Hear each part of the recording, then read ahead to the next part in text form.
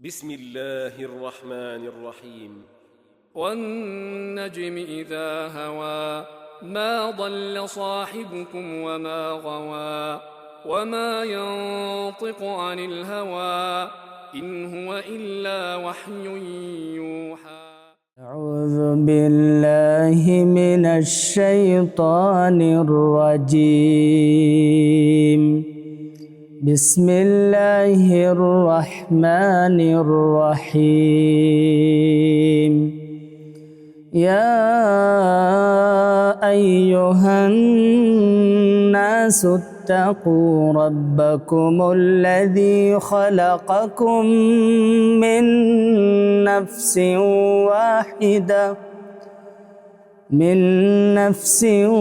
واحدة وخلق منها زوجها وبث منهما رجالا كثيرا ونساء واتقوا الله الذي تساءلون به والأرحام إن الله كان عليكم رقيبا. അസ്സലാമു അലൈക്കും വറഹ്മത്തുള്ളാഹി വബറകാതുഹു. ബിസ്മില്ലാഹിർ റഹ്മാനിർ റഹീം. അൽഹംദുലില്ലാഹി റബ്ബിൽ ആലമീൻ. വസ്സലാത്തു വസ്സലാമു അലാ റസൂലിഹിൽ അമീൻ വഅലാ ആലിഹി വഅസ്ഹാബിഹി അജ്മഈൻ. അമ്മാ ബഅദ്. ഖുർആനിലെ 4-ാമത്തെ അധ്യായം സൂറത്തുൻ നിസാ മദീനയിൽ വെച്ച് അവതരിപ്പിക്കപ്പെടുന്നത് സാമൂഹികമായ, കുടുംബപരമായ, സാമ്പത്തികമായ ഒരുപാട് നിർദ്ദേശങ്ങൾ വിശ്വാസികൾക്ക് നൽകിക്കൊണ്ടാണ്. റസൂലുള്ളാഹി സ്വല്ലല്ലാഹു അലൈഹി വസല്ലം ഇസ്ലാമിക സമൂഹത്തെ ഇങ്ങനെ ക്രമാനുഗതമായി കെട്ടിപ്പടുത്തുകൊണ്ടിരിക്കുകയാണ്. അവിടെ വിശ്വാസപരമായ, കർമ്മപരമായ നിർദ്ദേശങ്ങളൊക്കെ ലഭിച്ച് ആ നിലയിൽ സ്ഫുടം ചെയ്യപ്പെട്ട ആ സമൂഹത്തിൻ്റെ സാമൂഹികമായ, കുടുംബപരമായ കെട്ടുറപ്പിനെ ലക്ഷ്യമാക്കിക്കൊണ്ടുള്ള ഇന്ന് നമ്മൾ അനുവർത്തിച്ചു കൊണ്ടിരിക്കുന്ന ഒരുപാട് നിയമങ്ങൾ സൂറത്തുൻ നിസായിൽ നമുക്ക് കാണാൻ കഴിയും. അത് മദീനയിലൊരു സാമൂഹിക പശ്ചാത്തലത്തിൽ അവർക്ക് നേരത്തെ അവിടുത്തെ ഒരു ജാഹിലിയ സമ്പ്രദായത്തിൽ ഈ രംഗത്തൊക്കെ ഉണ്ടായിരുന്ന ഒരു കുത്തഴിഞ്ഞ അവസ്ഥയെ അതിനെ മുറിച്ചു കടന്നുകൊണ്ട് വളരെ വ്യത്യസ്തമായ, മാതൃകാപരമായ ഒരു ഇസ്ലാമിക സാമൂഹികത സൃഷ്ടിക്കപ്പെട്ടത് ഈ നിയമങ്ങളിലൂടെയാണ്. സൂറത്തുൻ നിസായിലെ 1-ാമത്തെ വചനം വളരെ പ്രസിദ്ധമാണ്. യാ അയ്യുഹന്നാസ് ഇത്തഖൂ റബ്ബക്കുമുല്ലദീ ഖലഖക്കും മിൻ നഫ്സിൻ വാഹിദ വഖലഖ മിൻഹാ സൗജഹാ വബത്ഥ മിൻഹുമാ റിജാലൻ കതീറൻ വനിസാഅ വത്തഖുല്ലാഹ അല്ലദീ തസാഅലൂന ബിഹി വൽ അർഹാം ഇന്നല്ലാഹ കാന അലൈക്കും റഖീബ. മനുഷ്യരെ, നിങ്ങളെ ഒരൊറ്റ മാതാപിതാക്കളിൽ നിന്ന്, ഒരൊറ്റ വ്യക്തിത്വത്തിൽ നിന്ന് നിങ്ങളെ സൃഷ്ടിച്ച ഒരു മനുഷ്യനിൽ നിന്ന് നിങ്ങളെ മുഴുവൻ പടച്ച നിങ്ങളുടെ രക്ഷിതാവിനെ നിങ്ങൾ യഥാർത്ഥ രീതിയിൽ സൂക്ഷിക്കുക, നിങ്ങൾ കുടുംബ ബന്ധങ്ങൾ ചേർക്കുകയും ചെയ്യുക എന്ന് പറഞ്ഞുകൊണ്ട് ആരംഭിക്കുന്ന, നിങ്ങളെ സ്ത്രീകളും പുരുഷന്മാരുമായി ഭൂമിയിൽ മുഴുവൻ വ്യാപിപ്പിച്ചിരിക്കുന്നത് അവനാണ്, അവൻ നിങ്ങളെ നിരീക്ഷിച്ചു കൊണ്ടിരിക്കുന്നവനാണ് എന്ന ഓർമ്മ നിങ്ങൾക്ക് എപ്പോഴും ഉണ്ടാകണം എന്ന് പറയുന്ന മനുഷ്യനിൽ ദൈവബോധം ഉണർത്തുന്ന വളരെ ശക്തമായൊരു ആഹ്വാനമാണ് സൂറത്തുൻ നിസായിലെ 1-ാമത്തെ വചനം. റസൂലുള്ളാഹി സ്വല്ലല്ലാഹു അലൈഹി വസല്ലം എല്ലാ ഖുതുബകളിലും പ്രഭാഷണങ്ങളിലും അതിൻ്റെ ആമുഖത്തിൽ എപ്പോഴും ആവർത്തിച്ചിരുന്ന ഒരു വചനമാണിത്. തഖ്വ കൊണ്ട് ഉപദേശിക്കുക, മനുഷ്യരോട് തഖ്വയുള്ളവരാകാൻ പറയുക. തഖ്വ എന്ന് പറഞ്ഞാൽ പടച്ചവനെ പേടി, അള്ളാഹു നമ്മളെ നിരീക്ഷിക്കുന്നുണ്ട് എന്ന ബോധത്തോടുകൂടി ജീവിക്കുക.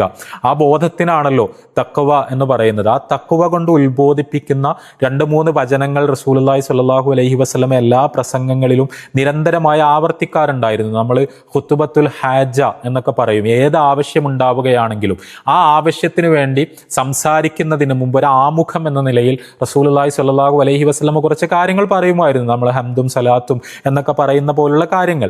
ആ കൂട്ടത്തിൽ സ്ഥിരമായി റസൂലുള്ളാഹി സ്വല്ലല്ലാഹു അലൈഹി വസല്ലം പാരായണം ചെയ്യാറുണ്ടായിരുന്ന ഒരു വചനമാണിത്. ഈ വചനത്തിന് തൊട്ട് ശേഷം പരിശുദ്ധ ഖുർആൻ അനാഥകളുടെ സ്വത്ത് കൈകാര്യം ചെയ്യുന്നതുമായി ബന്ധപ്പെട്ട കുറേ കാര്യങ്ങൾ പറയുന്നതാണ് നമുക്ക് കാണാൻ കഴിയുന്നത്. സൂറത്തുൻ നിസായിൻ്റെ ആദ്യത്തെ 1-2 പേജുകളിൽ അനാഥകളുമായി ബന്ധപ്പെട്ട ഒട്ടനവധി കാര്യങ്ങൾ പറയുന്നുണ്ട്. ഏത് കുടുംബത്തിലും അനാഥകൾ ഉണ്ടാകാം. അവരുടെ പിതാക്കൾ മരിച്ചു പോകുന്നു, അവരുടെ രക്ഷിതാക്കൾ മരിച്ചു പോകുന്നു. അങ്ങനെ രക്ഷിതാക്കൾ മരണപ്പെട്ടു പോയി അനാഥരായി തീർന്ന കുട്ടികളെ പിന്നീട് സംരക്ഷിക്കുന്നത്, അവരുടെ ഉത്തരവാദിത്തം വഹിക്കുന്നത് കുടുംബത്തിൽ അവരുമായി ഏറ്റവും അടുത്ത കുടുംബ ബന്ധമുള്ള മറ്റാരെങ്കിലുമാണ്.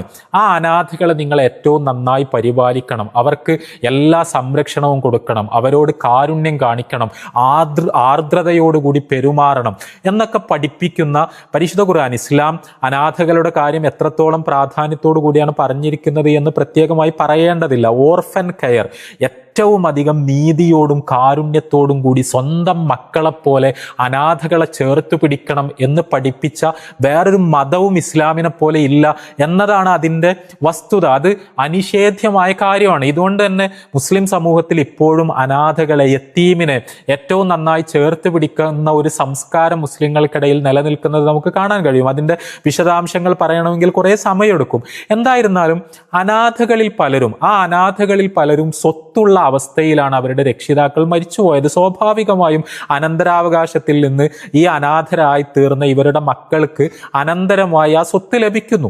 ഇവിടെ ഈ അനാഥരെ പരിപാലിക്കാൻ ശ്രമിക്കുന്ന രക്ഷിതാക്കൾ പലപ്പോഴും ഈ നല്ല സ്വത്തുള്ള രക്ഷിതാക്കൾ മരണപ്പെട്ടു പോയ അനാഥരായി തീർന്ന മക്കളാണെങ്കിൽ അവരുടെ ഈ സ്വത്ത് കൈകാര്യം ചെയ്യുന്നത്, അവർ ചെറിയ കുട്ടികളായതുകൊണ്ട് സ്വത്ത് സ്വന്തമായി കൈകാര്യം ചെയ്യാൻ പ്രായമായിട്ടില്ല എന്നതുകൊണ്ട് ഈ സ്വത്ത് പലപ്പോഴും കൈകാര്യം ചെയ്യുന്നത് ഇവരുടെ സംരക്ഷണോത്തരവാദിത്വം വഹിക്കുന്ന കുടുംബത്തിലെ മുതിർന്നവരായിരിക്കും.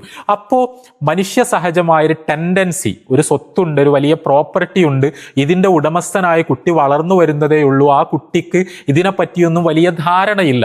അപ്പോൾ ആ സ്വത്തിൽ ഏതെങ്കിലുമൊക്കെ തരത്തിൽ തിരിമറി നടത്താനുള്ള, ആ സ്വത്തെടുത്ത് ഉപയോഗിക്കുവാനുള്ള, അതിൽ നിന്ന് ഏതെങ്കിലുമൊക്കെ അർത്ഥത്തിൽ തനിക്ക് ഗുണമുണ്ടാക്കാനുള്ള ഒരു ടെൻഡൻസി മനുഷ്യർക്ക് ഉണ്ടാവുക എന്ന് പറയുന്നത് വളരെ സഹജമായി സംഭവിക്കാവുന്ന ഒരു കാര്യമാണ്.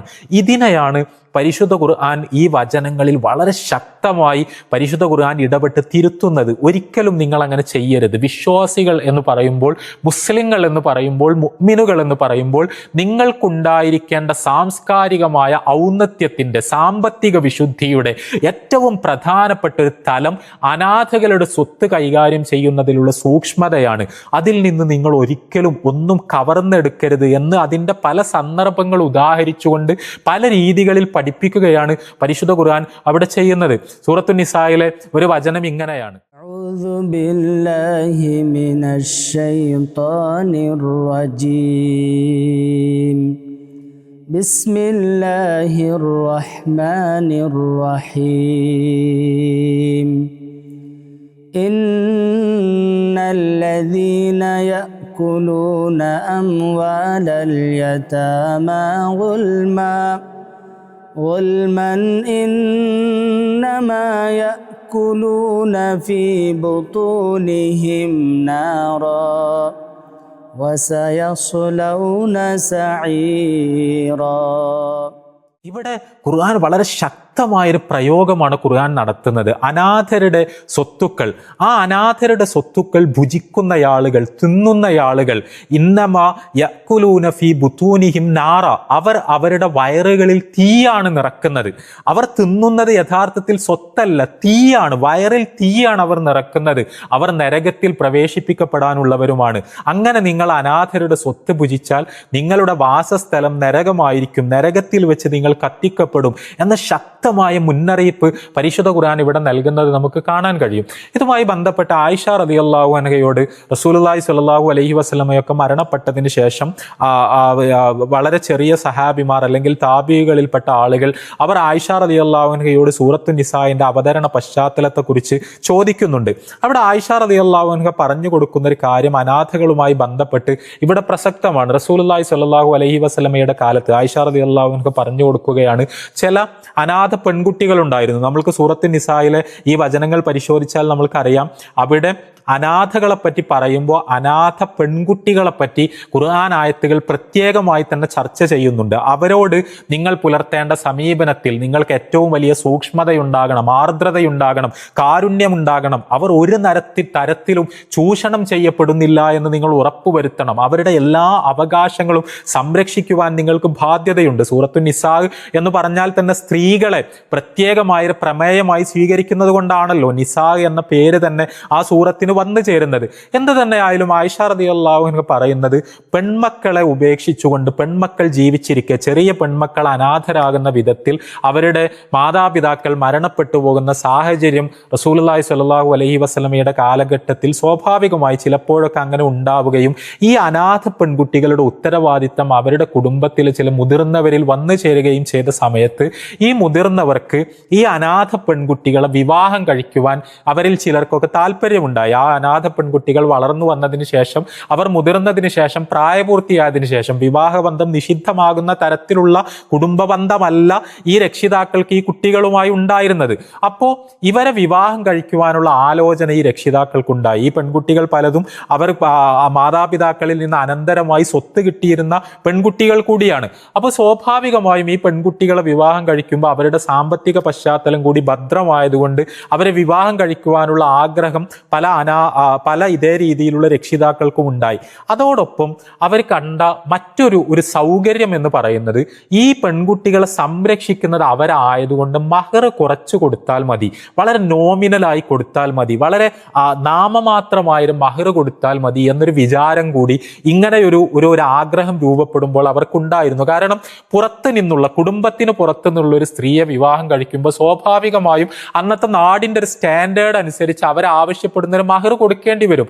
ആ മഹർ എന്ന് പറയുന്നത് ഇവരെ സംബന്ധിച്ചിടത്തോളം ഒരു ഉയർന്ന മഹറായി തോന്നുന്നുണ്ടാകും. എന്നാൽ ഇവർ സ്വന്തം കുടുംബത്തിൽപ്പെട്ടവരാണ് എന്നതിനപ്പുറത്ത് അവർ അനാഥകളായതുകൊണ്ട് അവർക്ക് വേണ്ടി സംസാരിക്കുവാൻ അവരുടെ പിതാക്കളില്ലാത്തത് കൊണ്ട്, അവരുടെ കാര്യങ്ങൾ നോക്കുന്നത് ഇവർ തന്നെയായതുകൊണ്ട്, ഇവർ തന്നെയാണ് അവരുടെ രക്ഷിതാക്കൾ എന്നതുകൊണ്ട് അവരെ വിവാഹം കഴിക്കുമ്പോൾ മഹർ അത് വളരെ കുറച്ച് കൊടുത്താൽ മതി, മറ്റുള്ളവർക്ക് കൊടുക്കുന്നത് പോലെ കൊടുക്കേണ്ടതില്ല.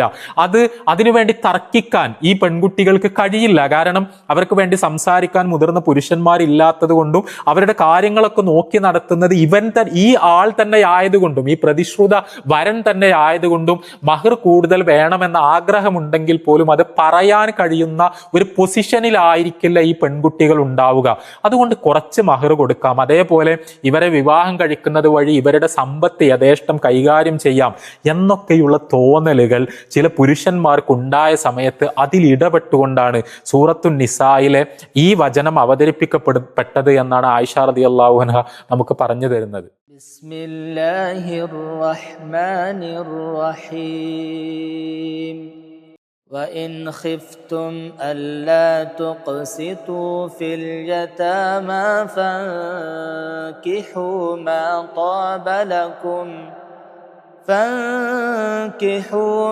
طاب لكم من النساء مثنى وثلاث ورباع فإن خفتم ألا تعدلوا فواحدة أو ما ملكت أيمانكم ذلك أدنى ألا تعولوا.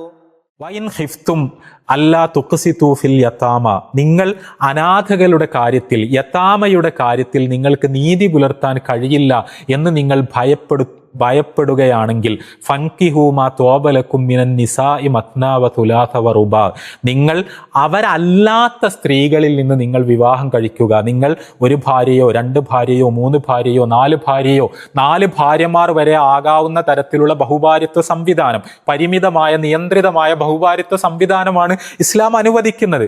അവിടെ നിങ്ങൾ സ്ത്രീകളെ വിവാഹം കഴിക്കുമ്പോൾ നിങ്ങൾ ഈ അനാഥകളെ വിവാഹം കഴിക്കാതിരിക്കുക. അതായത് സാമ്പത്തികമായ ചൂഷണത്തിന് നിങ്ങൾ വിധേയമാക്കാൻ സാധ്യതയുള്ള, നിങ്ങൾ മഹർ കുറച്ചു കൊടുക്കാൻ സാധ്യതയുള്ള, നിങ്ങൾ സമ്പത്ത് അതിക്രമമായി കയ്യേറാൻ സാധ്യതയുള്ള, അതിന് നിങ്ങൾക്ക് സൗകര്യമുള്ള അനാഥ പെൺകുട്ടികളെ വിവാഹം കഴിക്കുന്നതിന് പകരം നിങ്ങൾ മറ്റു സ്ത്രീകളെ വിവാഹം കഴിച്ചോളൂ. ഇവരെ തന്നെ നിങ്ങൾ എന്തിനാണ് വിവാഹം കഴിക്കുന്നത്? ഇവരെ നിങ്ങൾക്ക് മറ്റുള്ളവർക്ക് വിവാഹം കഴിച്ചു കൊടുക്കാമല്ലോ എന്ന് പറഞ്ഞുകൊണ്ടാണ് പരിശുദ്ധ ഖുർആനിലെ ഈ വചനങ്ങൾ അവതരിപ്പിക്കപ്പെടുന്നത്. ഇവിടെ വളരെ കൃത്യമായി ഒരുപാട് കാര്യങ്ങൾ, മഹറിനെ കുറിച്ച് സൂറത്തു നിസായിലെ ഇതിന് തൊട്ടടുത്തുള്ള വചനങ്ങളിൽ പരിശുദ്ധ ഖുർആൻ സംസാരിക്കുന്നുണ്ട്. അങ്ങോട്ട് ഞാൻ കടന്നു പോകുന്നില്ല. അവിടെ മഹർ എന്ന് പറയുന്നത് ഒരു പെണ്ണിന്റെ അവകാശമാണ്. അതൊരു യത്തീം പെൺകുട്ടിയാണ് എന്നതുകൊണ്ട് ആ മഹർ നിങ്ങൾ കുറക്കരുത്, മഹറിനെ പരിമിതപ്പെടുത്തരുത്. അവരെ വിവാഹം കഴിച്ചുകൊണ്ട് അവരുടെ സമ്പത്ത് കയ്യേറാനുള്ള ഗൂഢാലോചന നിങ്ങൾ നടത്തരുത്.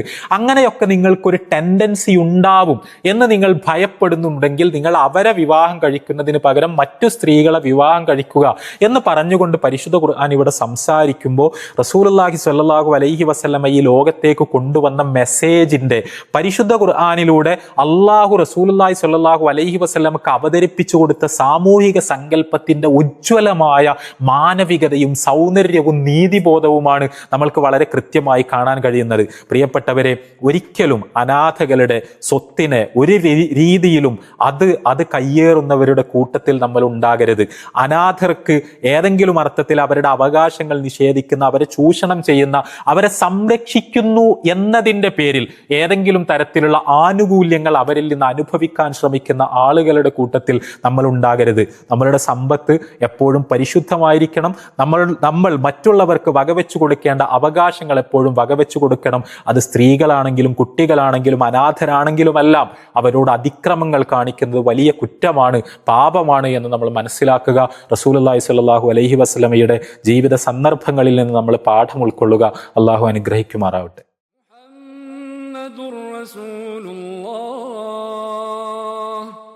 والذين معه أشداء على الكفار رحماء